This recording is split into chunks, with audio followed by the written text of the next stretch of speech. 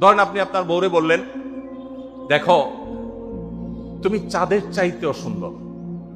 কিসের চাইতে সুন্দর? ভাই চাঁদের চাইতে উজ্জ্বল মানুষ হয় সম্ভব? দা মিথ্যা কথা না? কিন্তু এই মিথ্যা কথা বলা কি আছে? জায়েজ আছে। সৌদি আরবের একজন আলেম ডক্টর আয়েজ আল কারনি, মুসলিম বিশ্বের সবচেয়ে জনপ্রিয় আলেমদের মধ্যে একজন, ওনার একটা বক্তব্য আমি শুনেছি, অত্যন্ত চমৎকার কথা বলেন এবং দারুণ দারুণ টিপস দিয়ে থাকেন। উনি বলেন যে একটা ইউনিভার্সিটি প্রোগ্রামে স্টুডেন্টদের সামনে উনি বলছিলেন যে আমি একবার একটা আইডিয়া দিয়েছি দাম্পত্য জীবনের সুখ শান্তির জন্য। বলেন যে এটা ইমপ্লিমেন্ট করে অনেকেই সুফল পেয়েছেন, আমাকে ব্যক্তিগতভাবে জানিয়েছেন। টিপসটা কি? টিপসটা হলো উনি বললেন যে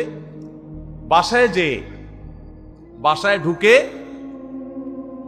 মাঝে মধ্যে, সবসময় করলে আবার মাইর খাবেন, যখন দেখবেন বউয়ের মুড টুড ভালো আছে, বাসায় ঢুকে আস্তে করে লাইটের সুইচটা অফ করে দিবেন।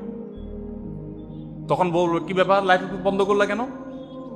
তখন বলবেন যে দেখো বাসায় আসলে তোমার চেহারার উজ্জ্বলতা থাকলে আর এই লাইটের দরকার হয় না।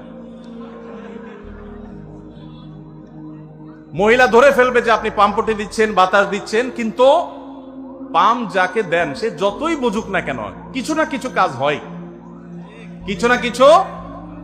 একেবারে শতভাগ যদি বুঝে কাউকে প্রশংসা করছেন, সে বুঝে, তারপরও সে একটু খুশি হয়, ভালো লাগে।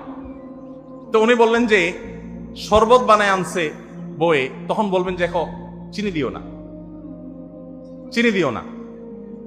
তারপর বউরে বলবেন যে আঙ্গুলটা একটু চুবাই দাও। কেন? কারণ তুমি আঙ্গুলটা চুবাই দিলে ওটা চিনি চেয়ে বেশি মিষ্টি লাগে।